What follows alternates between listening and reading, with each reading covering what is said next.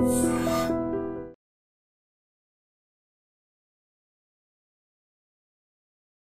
To iDream. It's me Anusha Komal. ఇవాళ మన guest social activist Ushasri గారు ఉన్నారు. వారితో మాట్లాడుతుంది. నమస్తే మేడం. నమస్తే అనుష. ఈ మధ్య మనం సెలబ్రిటీల ఇష్యూస్ మనం చూస్తున్నాం. తరచుగా ఈ మధ్య కాలంలో వరుసగా వివాదాలు, దట్టు అమ్మాయిల విషయంలోనే ఎక్కువగా. మొన్నటి వరకు మనం రాజ్ తరుణ్ కేసు చూసాం, నిన్నటి దాకా జానీ మాస్టర్, ఈరోజు హర్ష సాయి. సో మీ వ్యూ ఏంటి అసలు ఈ అమ్మాయి విషయంలో? ఇప్పుడు హర్ష సాయి ఇష్యూ ఏదైతే జరుగుతుందో, గతంలో ఆయన అయితే బెట్టింగ్ వివాదాల్లో మొన్నటి వరకు నానారు. ఇప్పుడు కొత్తగా అమ్మాయి రేప్ కేసు కూడా పెట్టింది. సో మీరు ఎలా చూస్తారు? ఇది రేప్ కేసు కాదు తను పెట్టింది. వాళ్ళ లాయర్ కూడా వచ్చి మనకి క్లియర్ గా డిస్క్రిప్షన్ ఇచ్చారు. మిత్ర side and Harsha Sai side మనం రెండు ఎప్పుడైనా మన ఒక కంక్లూజన్ కి, ఇప్పుడు టీవీ వాళ్ళు ఏది చెప్తే అది నమ్మటం ఒక ఎత్తు అయితే, బేసిక్ నేను రెగ్యులర్ పబ్లిక్ కాంటెక్స్ట్ లో మాట్లాడుతున్నాను. మనకంటే ఒక బేసిక్ సెన్స్ ఉంటుంది, సోషల్ సెన్స్ అంటారు. దట్స్ వై మనం ఒకటి ఎనాలిసిస్ చేసేటప్పుడు రెండు వర్షన్స్ చూడాలి. మిత్ర నాకు చాలా ఇయర్స్ నుంచి తెలుసు. I never met her personally, but Facebook friend నాకు. ఎప్పుడు 2018 లో యాక్సిడెంట్ జరిగితే నాకు పర్సనల్ గా మెసేజ్ కూడా పెట్టింది. యాజ్ ఎ పర్సన్ తను ఒక స్ట్రగుల్ అయ్యి ఒక మిడిల్ క్లాస్ అమ్మాయి నుంచి చూసాను నేను తన ఫేస్బుక్ పోస్టులు కానీ. She wanted to get into తన జర్నీ మొత్తం. ఒక ట్రెడిషనల్ టెంపుల్ కి వెళ్తుంది తను రెగ్యులర్ గా. తన ఫేస్బుక్ పోస్ట్ అంటే ఇప్పుడు కొత్తగా ఇదేదో ఇష్యూ వచ్చిందని నేను మాట్లాడలేదు, because I have that little personal touch. అంటే ఆ స్టేజ్ నుంచి నేను తన్ని చూసాను.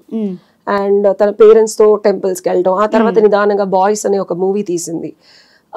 సో గమనిస్తే ఇప్పుడు అమ్మాయి జర్నీ ఒక డబ్బుల కోసమో హర్ష సాయిని రోడ్డు మీదకి ఈడ్చింది. ఇప్పుడు హర్ష సాయి వర్షన్ ఏంటి? She's a cheater, she's trying to cheat me for money అని పెడుతున్నాడు. నా అనాలిసిస్ ఏంటంటే, ఆ అమ్మాయి కొత్తగా హర్ష సాయి నుంచి డబ్బులు తీసుకొని కొత్తగా సెటిల్ అవ్వాలని అనుకుంటుందని నేను అనుకోను. డీటెయిలింగ్ వస్తే, సో తను already producer. Boys and cinema almost ఒక 4 years బ్యాక్ ఎప్పుడో తీసింది. సన్నీ లియోనీ దగ్గరికి వెళ్ళి మరి తను లాంచ్ చేసింది, తెలుసా మీకు? ఐడియా ఉంది. సో ఆ బేసిక్ ఐడియా ఉంది. సో తన ప్రొడక్షన్ హౌస్ కొత్తగా ఇతనితోనే స్టార్ట్ చేయాల, లేకపోతే ఇతని సినిమాతోనే స్టార్ట్ చేయాల. అండ్ బేసిక్ గా తిను కాదు ప్రొడ్యూసర్, తను. అండ్ తినందులో యాక్ట్ చేశాడు. She's technically the financial source for him. ఇప్పుడు తిన దగ్గర నిజంగానే డబ్బులుండి అమ్మాయి ఇతని డబ్బుల కోసమే ఇబ్బంది పెడుతోంది అయితే తిని కదా ప్రొడ్యూస్ చేయాలి. లాజిక్ ఆలోచించండి. అవును, అమ్మాయి ఆ సినిమాకి అమ్మాయి ప్రొడ్యూసర్ అండ్ తను యాక్ట్ చేసింది కూడా. అందులో నిజంగా తిని డబ్బుల కోసం అమ్మాయి కనుక తిన్ని ఇబ్బంది పెడుతోంది అంటే డబ్బులు ఎవరి దగ్గర ఉండాలి? ప్రొడ్యూస్ ఎవరు చెయ్యాలి? డబ్బులు ఎవరి కోసం ఎవరు ఇబ్బంది పెట్టాలి అనేది ఒక question. So open ended questions నేను ఎక్స్ప్లెయిన్ చేసి నేను మిమ్మల్ని కన్విన్స్ చేసే దానికన్నా మీ ఆలోచనకు కొన్ని వదిలేద్దాం అనుకోండి. ఎందుకంటే యాజ్ అన్ అనలిస్ట్ గా మనం ఇంట్రోస్పెక్ట్ చేసుకోవాలి ఒక కంక్లూజన్ కి వచ్చే ముందు, అవునా కాదు? సో ప్రొడ్యూసర్ అమ్మాయి, సో ఇదొక వర్షన్. ఓకే, సో ఇందులో ఒక్కసారి మనం గుట్టుగా ఉంటే అంతా బానే ఉంటుంది. కలిసి జర్నీ చేసేటప్పుడు డెఫినెట్ గా ఏదో ఒక టైంలో మనం ప్రొఫెషనల్ కాంటెక్స్ట్ లో చూడాలి. ఫస్ట్ ఈ అమ్మాయి ప్రొడ్యూసర్, అబ్బాయి ఇందులో యాక్ట్ చేశాడు, ఇద్దరు కలిసి లాంచ్ చేశారు. And they were doing good. And నేను కొన్ని వీడియోస్ కూడా చూసాను మిత్రావి. తను బిగ్ బాస్ పార్టిసిపేట్ చేసి వచ్చింది. ఆల్మోస్ట్ 2 years అయింది. ఇప్పుడు రీసెంట్ గా బిగ్ బాస్ నుంచి వచ్చిన వాళ్ళకి చాలా నేమ్ ఫేమ్ ఉంది. సో అమ్మాయికి కొత్తగా డబ్బుల కోసం ఇతన్ని చీటింగ్ కేసులు పెట్టో లేకపోతే ఇబ్బంది పెట్టో డబ్బులు తీసుకొని డీఫేమ్ చేస్తుంది అనే కాంటెక్స్ట్ వర్షన్ అతని వైపు సానుభూతి కోణంలో మనం చూసే ముందు ఇవి ఆలోచించండి అమ్మాయి గురించి. అండ్ సెకండ్ పాయింట్కి వస్తే, హర్ష సాయి ఇష్యూస్ కానీ అతనిది ఏజ్ చాలా చిన్నది. ఇప్పుడు ఆ ఏజ్ గ్రూప్ లో అన్ని కోట్లు, అన్ని లక్షల కోట్లు సంపాదించడం అనేది ప్రశ్నార్థకం. తిను ఫ్రంట్ ఫేస్ అయి ఉండొచ్చు, వెనకాల ఏదో ఉండుండొచ్చు, ఫ్యాక్ట్స్. అండ్ ఇంకొకటి, ఈ అబ్బాయి ఇందులో హీరోగా యాక్ట్ చేశాడు. ఒక రిలేషన్షిప్ స్టార్ట్ అయింది, వాళ్ళిద్దరు కలిసి ఉన్నారు. అండ్ ఇవాళ రేపు లీగల్ పాయింట్ లో చూసుకుంటే living together is the most common thing. So nobody is questioning living together, even the court of law. So living together లో ఉన్నప్పుడు ఏమవుతుంది? సాన్నిహిత్యం అనేది కామన్, ప్రామిస్ ఆఫ్ మ్యారేజ్ అనేది కూడా కామన్. సో కొత్త యాక్ట్ 69 మనకి 2023 సవరణలో సో ఇలాంటి ఇష్యూస్, అంటే ఇక్కడ ఓన్లీ మ్యారేజ్ ఒక్కటే కాదు, మనం లాస్ట్ 2-3 కేసెస్ చూసుకున్న మ్యారేజ్ చేస్తానని చెప్పి ఇదే వస్తుంది. But as per the act అందులో నువ్వు misleading, promise of job also or promise of business also, పెళ్ళొక్కటే కాదు.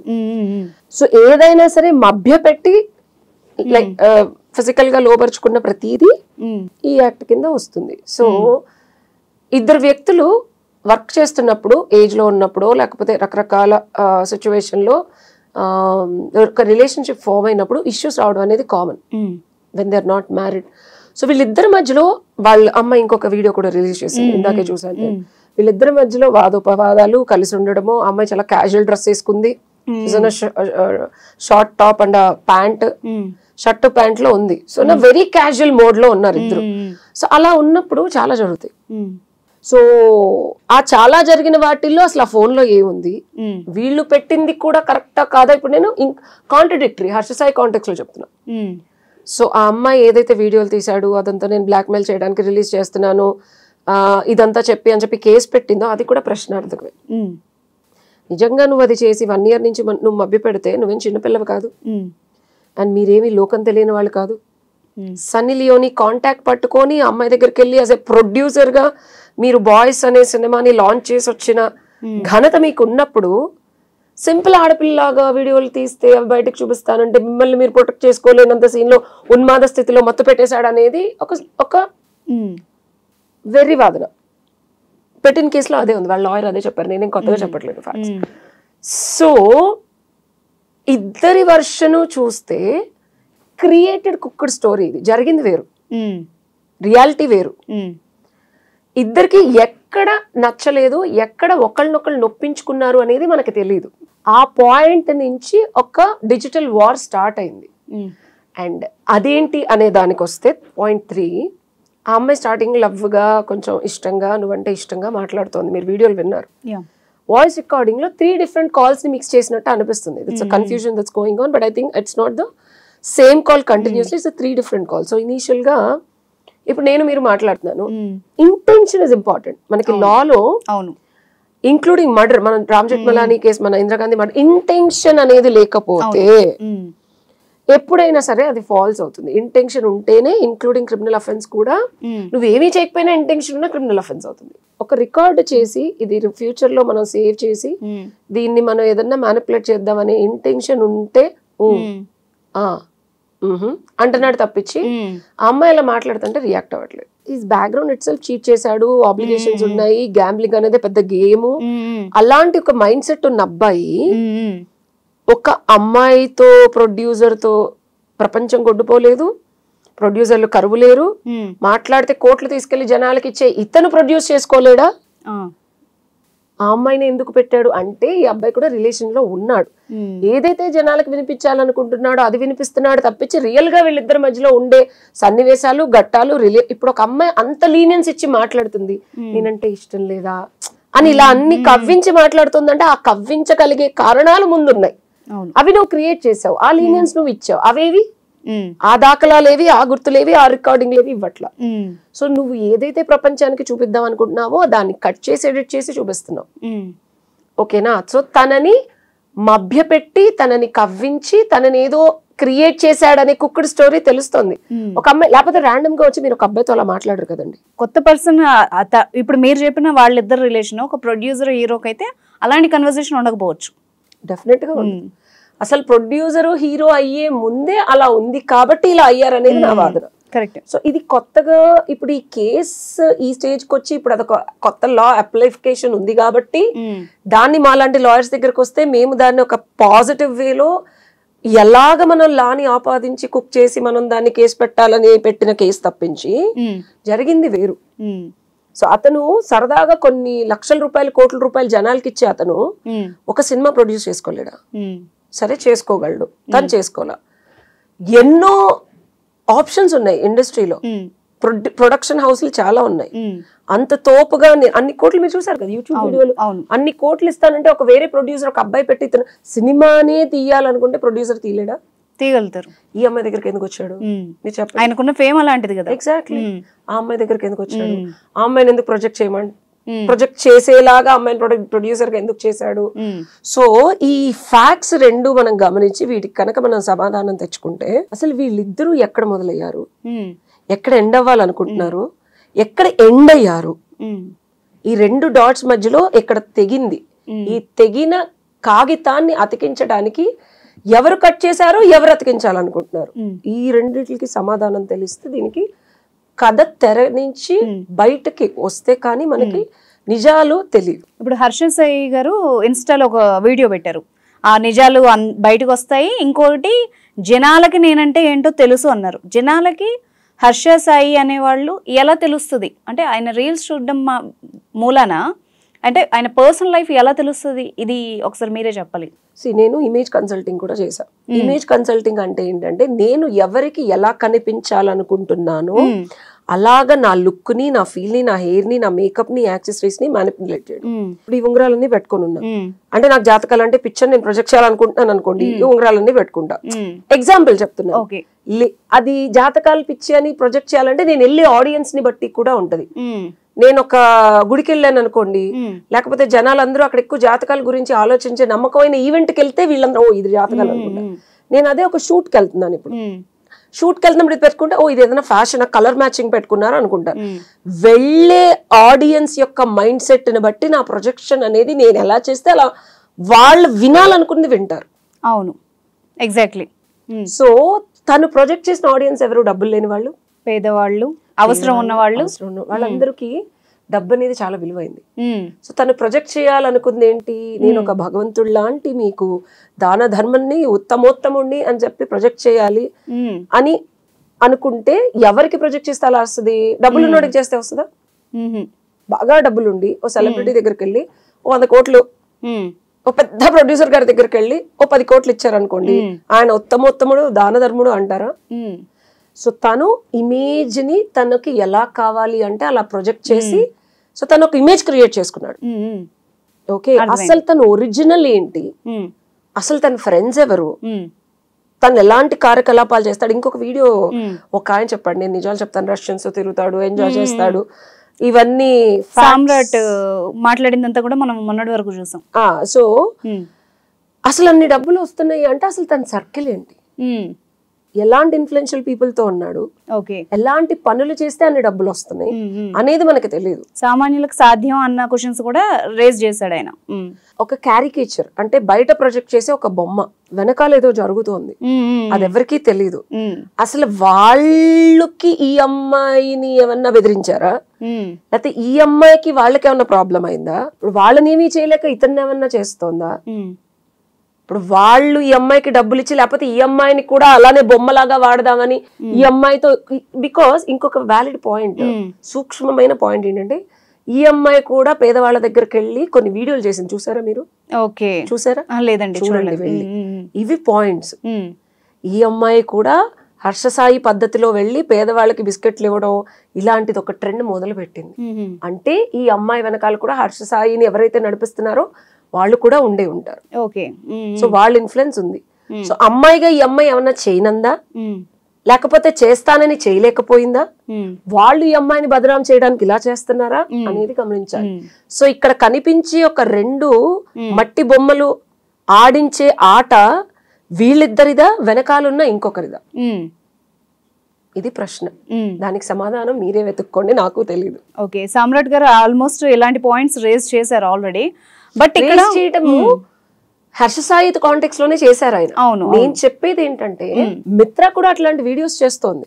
తనకెక్కడి నుంచి వస్తున్నాయి డబ్బులు? ఇన్ని రోజులు చెయ్యని మిత్ర ఎప్పుడో తను బిగ్ బాస్ నుంచి వచ్చిన ఫేమ్ ని తనకి నచ్చినట్టు తనకి వచ్చినట్టు వాడుకున్న మిత్ర కొత్తగా ఈ పేదవాళ్ళకి సేమ్ హర్ష సాయి కాన్సెప్ట్ ని ఎందుకు చేస్తోంది? ఇదంతా మేడం ఒక పక్కకు పెడితే ఇప్పుడు మెయిన్ గా ఇప్పుడు వస్తున్న వాదన ఏంటంటే అమ్మాయిలు ఈ రేప్ కేసు ఏదైతే ఉంటుందో ఆ సెక్షన్ ని మిస్యూజ్ చేస్తున్నారు అని అందరూ వాదిస్తున్నారు. బట్ ఎవరు చేస్తున్నారు, ఎంత పర్సెంటేజ్ చేస్తున్నారు, దానివల్ల నిజంగానే నిజమైన బాధితులకు ఏమన్నా నష్టం జరుగుతుందా అన్నది కూడా మనం ఆలోచించాలి కదా. అసలు ఈ లా వచ్చిందే మిస్యూజ్ అవ్వకుండా ఉండడానికి. చెప్పాలంటే ఇది ఐపీసీని తీసేసి మనం ఈ లా కొత్తగా మనం ఎందుకు క్రియేట్ చేస్తున్నాం? ఎప్పుడు బ్రిటిష్ వాళ్ళ ఎరా నుంచి ఉన్నదాన్ని మనం రీక్రియేట్ చేసాం. ఇది మన భారతీయులకి, మన భారతీయ సంస్కృతికి, మన ఆడవారిని గౌరవించాలి. ఆట బొమ్మలాగా అడ్డంగా వాడేస్తున్నారు, ఇలా చేయకూడదు. ఎనీ ఇండస్ట్రీ, ఒక ఇండస్ట్రీ కాదు, ఎంత కష్టపడి మనం మన రైట్స్ కోసమో లేకపోతే మన ఈక్వల్ రైట్స్, హక్కులు, లేకపోతే మనకున్న ధైర్యాన్ని, మనకున్న ఎబిలిటీని సొసైటీలోకి వెళ్ళి మనం ఏదైనా చూపించాలంటే ప్రతి మగవాడు దాన్ని మిస్యూజ్ చేసుకోకుండా బయటికి రాలేపోతున్నామనే ఒక నిస్సహాయ స్థితి నుంచి వచ్చిన లా ఇది. మిస్యూజ్ చేయకుండా ఉండడానికి ఈ చట్టాన్ని తీసుకొచ్చారమ్మా. ఎందుకంటే డెఫినెట్ గా మనం ఎంత ఆడవారికి ఈక్వల్ రైట్స్ వచ్చింది, మనం CEOs ఆఫ్ కంపెనీ అయ్యి దేశాన్ని మనం పాలించే ప్రెసిడెంట్ మన ఇండియాకి ఉన్న లీస్ట్ కేసు సినారియో కూడా ఒక అమ్మాయి తొక్కబడుతుంది. అండ్ ఆ separation of male dominated society మనకి ఇంకా ఉంది. అమ్మవారిని పూజించి దసరాల్ని మనం ఎంత బాగా సెలబ్రేట్ చేసుకుంటున్నా అదే అమ్మవారు ఆ స్టేజ్ కి రావాలి అంటే ఎన్ని బాధలు ఎన్ని కష్టాలు సహించి ఒక ఫేవర్, ఫిజికల్ ఫేవర్ చెయ్యకుండా నిన్ను ముందుకు తీసుకెళ్ళలేము అని ప్రతి ప్రొఫెషన్ లో వచ్చే ఈ ప్రాబ్లమ్స్ ని రెక్టిఫై చేయడానికి మనం ఈ లా తెచ్చుకున్నాం. ఓకే, మాట్లాడితే ఇది మిస్యూజ్, ఇప్పుడు ఏది వచ్చినా మిస్యూజ్ చేస్తున్నారు అనే 498 వచ్చింది. స్టార్టింగ్ లో అమ్మాయిలు ప్రొటెక్ట్ చేశారు, యాక్చువల్ గా మిస్యూజ్ చేశారు. రియాలిటీలో నేనే చాలా కేసెస్ చూసాను. అది యాక్చువల్ గా కామన్ సెన్స్ ద్వారా మనకి మిస్యూజ్ అవుతున్నట్టు తెలుస్తుంది.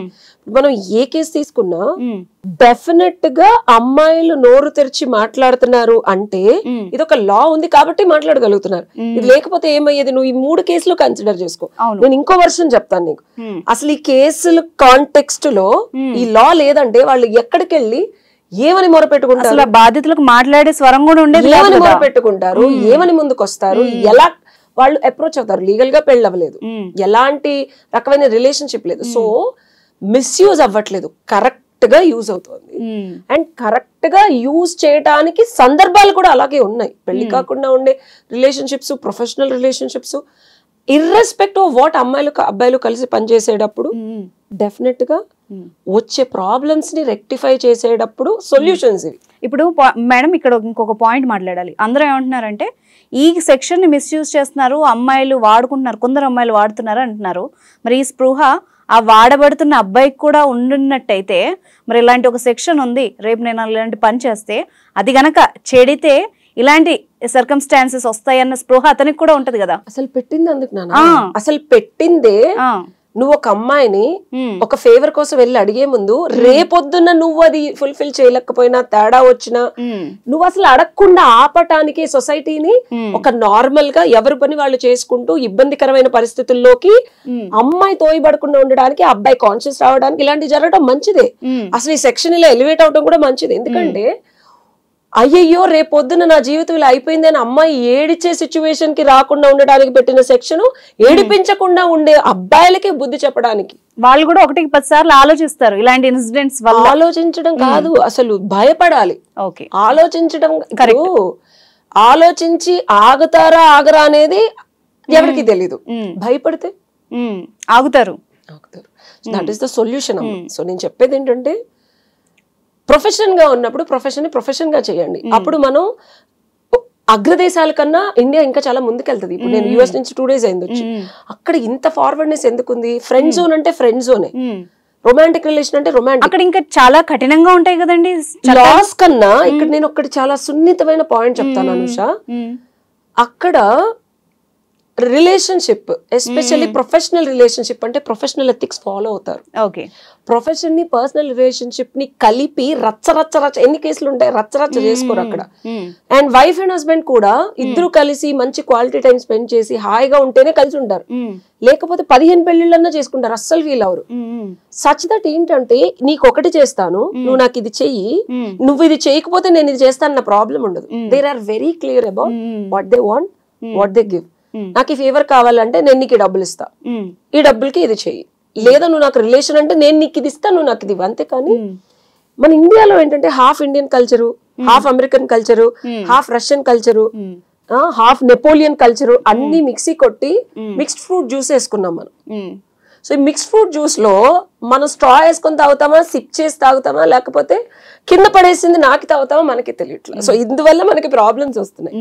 సో బేసికల్ గా ఏది ఎందుకు చేస్తున్నావు, అది చేస్తే ఫ్యూచర్ లో మనకి ఏం పర్యవసానాలు వస్తాయి అనేది గమనించుకుంటూ చేస్తే హర్షసాయికి కానీ ఈ అమ్మాయికి కానీ ప్రాబ్లం ఉండదు. మీరు చాలా వ్యాలిడ్ పాయింట్ చెప్పారు. ఎందుకంటే ఈ ఇష్యూస్ ఈ మధ్యకాలంలో జరుగుతున్నప్పటి నుంచి ప్రతి ఒక్కళ్ళ వాదన ఈ ఎంతసేపు ఆ సెక్షన్ ని మిస్యూజ్ చేస్తున్నారు, అసలు అది దాన్ని పట్టుకుని ఇది చేస్తున్నారు అంటున్నారే కానీ దానికోసం అసలు ఏ పర్పస్ కోసం దాన్ని పెట్టారు, దానివల్ల ఉపయోగం ఏంటన్నది చాలా మంది గ్రహించట్లేదు. అట్లీస్ట్ ఈ సందర్భం వల్ల అయినా తెలుస్తుందేమో.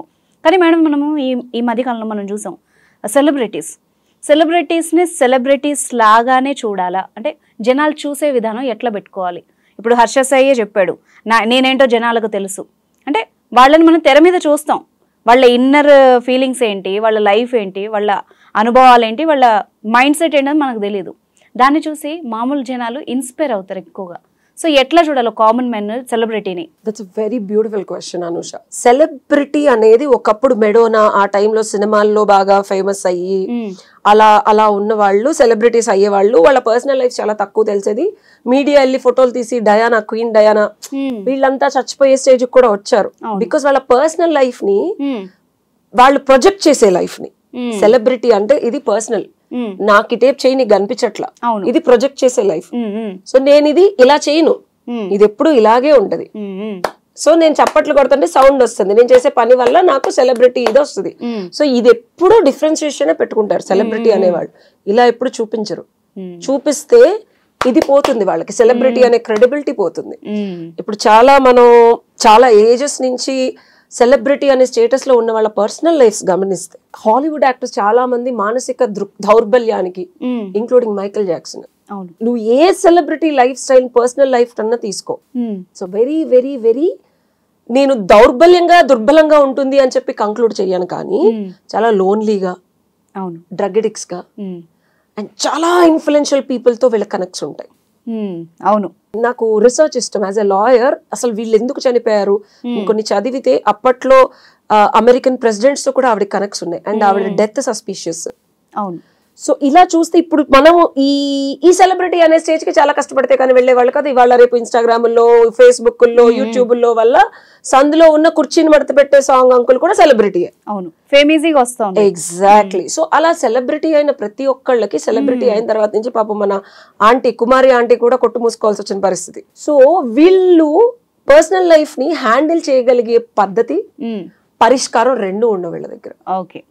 సో దానివల్ల సతమతం అవుతూ వాళ్ళు ఏం చేయాలనుకుంటున్నారు, వాళ్ళు ఏం చూపించాలనుకుంటున్నారు, వాళ్ళు ఏం చేస్తున్నారు, వీటికి పొందు ఉండదు. సో మనం ఏం చేస్తున్నారు అనే దాన్నే పట్టుకొని వాళ్ళు ఎలా ఉన్నారు అనే కంక్లూడ్ చేసుకోవడం జనాల వెర్రితనం. అవును. సో వెర్రి గొర్రె మందలాగా వాళ్ళేదో చెప్పేది, వాళ్ళేదో చేసేది నిజమని నమ్మటం మన బుద్ధి మాంద్యం.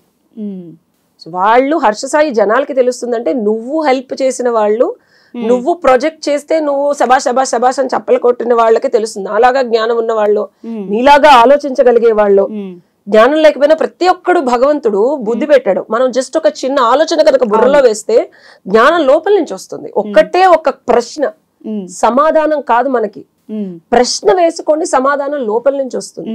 సో సెలబ్రిటీ అనేవాడు ఏదైతే చూపిస్తున్నాడో అది నిజమని నమ్మి అదే కరెక్ట్ అని అనుకునే ప్రతి మన ఇరు రాష్ట్రాల ప్రజానికానికి నేను చెప్పేది ఏంటంటే, హర్ష సాయి అనే అతనికి డబ్బులు వచ్చే పద్ధతి, ఈ అమ్మాయి కొత్తగా తెచ్చుకున్న వ్యక్తిత్వం జనాలకి హెల్ప్ చేసే పద్ధతి, ఇద్దరికి సోర్స్ ఒకటే ఉంది.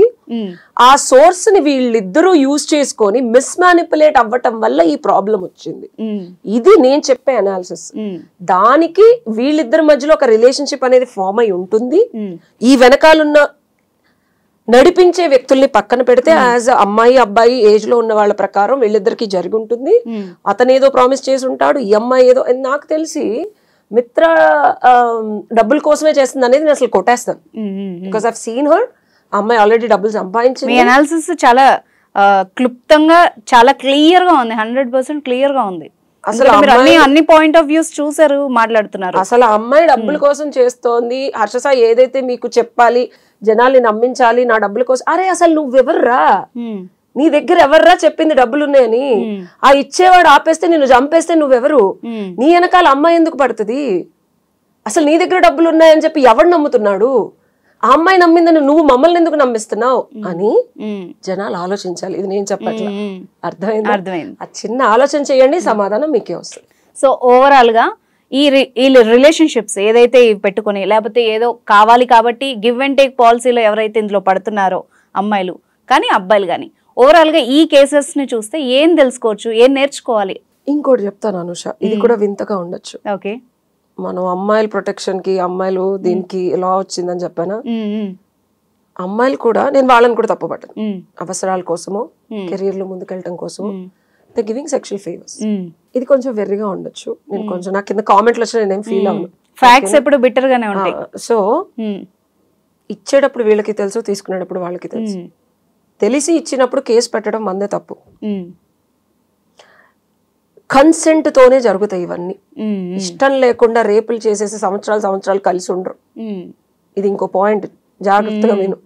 ఎప్పుడో సంవత్సరం క్రితం జరిగింది, అప్పుడు తెలీదా? ఇప్పుడు వచ్చి నువ్వు పెడుతున్నావా? కన్సెంట్ తోనే చేసావుగా, ఇష్టంగానే కొట్టుకోనో తిట్టుకోనో ఉన్నారుగా. ఇప్పుడు వచ్చి ఈ కేసుని ఇలా పెట్టడం అనేది డెఫినెట్ గా నువ్వు కూడా మ్యానిపులేట్ చేస్తున్నావు అని అనాలి. అలా అమ్మాయిలు చేస్తున్నారు. సో మీ అవసరాని కోసం, మీ ఇబ్బందిని ఓవర్కమ్ చేసి ఒక సక్సెస్ కొట్టడం కోసం మీరు అబ్బాయిలతో ఉండే పద్ధతిని నేను తప్పు పట్టను, అలా అని హర్షించను. తప్పు తప్పనే చెప్తాను, యాక్సెప్ట్ చేయను నేను. బట్ కానీ ఒక థిన్ లైన్ ఉంటది. వీళ్ళు కొంతవరకు ఒప్పుకొని ఉండొచ్చు, అది రాక్షసత్వంగా ఎదుటివాడు దాన్ని వాడుతున్నప్పుడు అమ్మాయికి సపోర్ట్ చేయాలి మనం. అర్థమైంది? ఇది పాయింట్. అలా వచ్చినప్పుడు అప్లై చేయడానికి వచ్చిందే లా. ఇది మనకి భగవద్గీతలో కృష్ణుడు చెప్తాడు ఒక రూల్, లేకపోతే నేను ఒకటి చెప్పానంటే, భగవద్గీతలో ఒక సూక్తి చెప్పానంటే దానికి బ్రహ్మార్థం, వివిధార్థం, నానార్థం, నిగూఢార్థం, సూక్ష్మంగా ఉండేది అర్థం చేసుకోవాలి. అవును. సో ఈ లా యొక్క సూక్ష్మత ఇది. చేయకుండా ఉండదు, చేస్తుంది. చేసినప్పుడు ఓకే, ప్రాబ్లం లేదు. బట్ ప్రాబ్లం ఎప్పుడు వస్తుంది? మితిమీరిన పైశాచికత్వం అమ్మాయి సఫర్ అయినప్పుడు వస్తుంది. కాబట్టి అప్పుడు నేనున్నానని ధర్మదేవత నిల్చుంది. ఎగ్జాక్ట్లీ. చాలా క్లియర్ గా అసలు మబ్బులు విడిపోయాయి, అంత బాగా చెప్పారు. అమ్మవారి దయ. నిజంగా చాలా సూపర్ ఎనాలిసిస్ ఇదైతే. నిజంగా ఇప్పుడు మీరు చెప్పిన పాయింట్ ప్రకారం అయితే ఎవరైతే మిస్యూజ్ చేయాలి అనుకుంటారో ఖచ్చితంగా వాళ్ళు 1కి 10 సార్లు ఆలోచించాలి, భయపడాలి. ఆలోచించటం కాదు, భయం రావాలి. నరాల్లోంచి 10 ఏళ్ల శిక్ష, 1, 2